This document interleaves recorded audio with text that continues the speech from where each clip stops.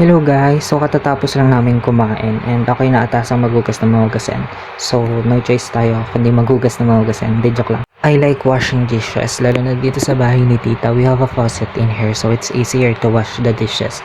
Compare dun sa bahay namin sa Rizal, wala kaming faucet so tabo-tabo lang yung gamit namin so mahirap talaga maghugas.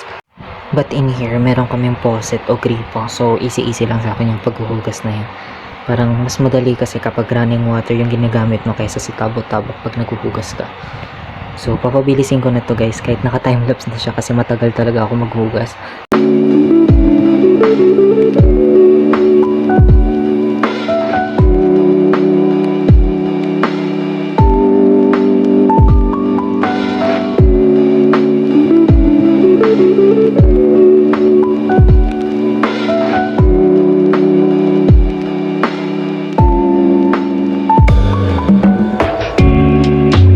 Finally, we're finished. Ito, nagmukhang ewan muna ako.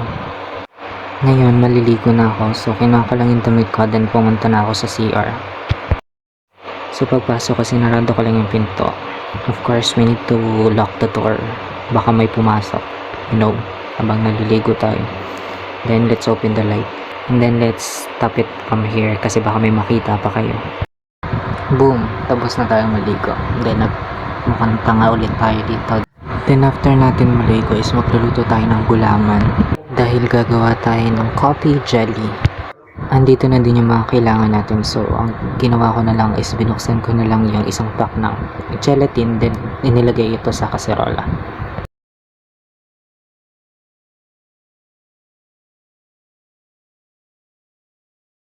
Pagkatapos kong ilagay yung gelatin sa kaserola, naglagay naman akong 3 kutsaritang asukal para magkaroon ito ng matamis na lasa.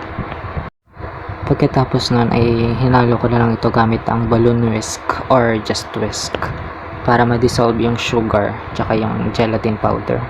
Then after several minutes ay okay na siya, so bubuksan na natin yung kalan. So ginawa ko ng 2 times yung speed niya kasi matagal bago ko siya nabuksan.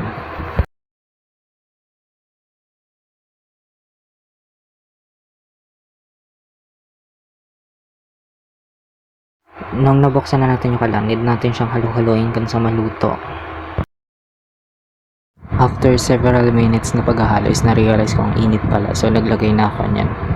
Also after several minutes ay pinatay ko na din tong kalan para lumamig siya at mailagay natin sa plastic containers. So after several minutes ay okay na siya, medyo malamig na siya, so pwede na natin siya ilagay sa mga plastic containers. Kaya kumuha na ako ng mga 4 na plastic containers para paglagyan ng gulaman. Pagkatapos makakuha ng 4 ay binalik ko na ang mga natitirang plastic containers na hindi nakakailanganin. At maya-maya lang ay isa-isa ko nang nilagyan ng gulaman ang bawat plastic container.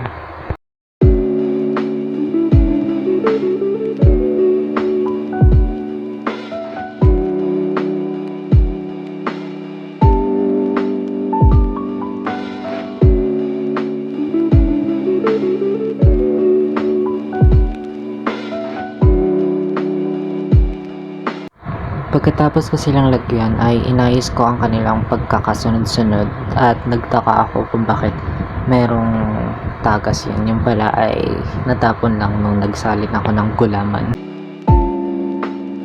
Pagkatapos nun ay isa-isa ko silang nilagyan ng mga takip pero hindi ko sila fully tinakpan para hindi lang sila malaglagan ng mga dumi.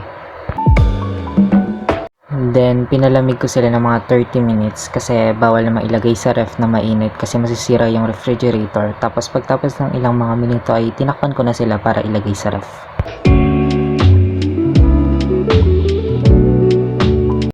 Dito ay medyo nag-iingat na ako sa paghawak sa kanila kasi baka malaglag. Tsaka hawak kasi ng isa kong kamay yung cellphone, nagbibideo. So, isang kamay lang yung gamit ko sa pagbubuhat sa kanila. So, careful talaga dapat.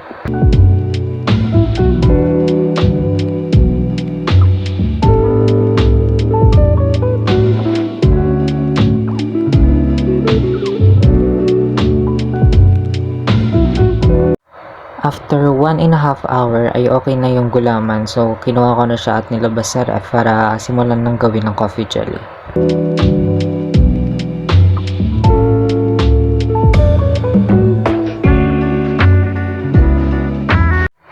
Dito ay hiniwa ko lang ang mga gulaman into small square pieces.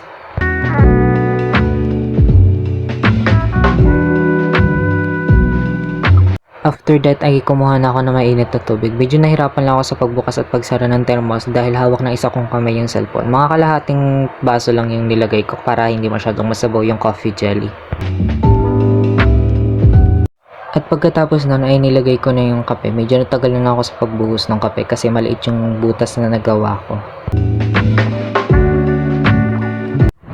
After ko ilagay, hinalo-halo ko na lang muna hanggang sa ma-dissolve yung coffee powder.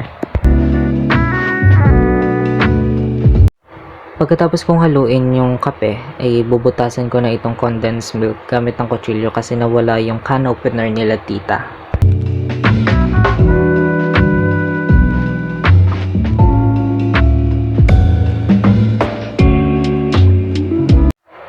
Si tita na yung naglagay ng kape tsaka condensed milk dun sa gulaman kasi ang hirap, tas nagbibideo pa ako, so yun.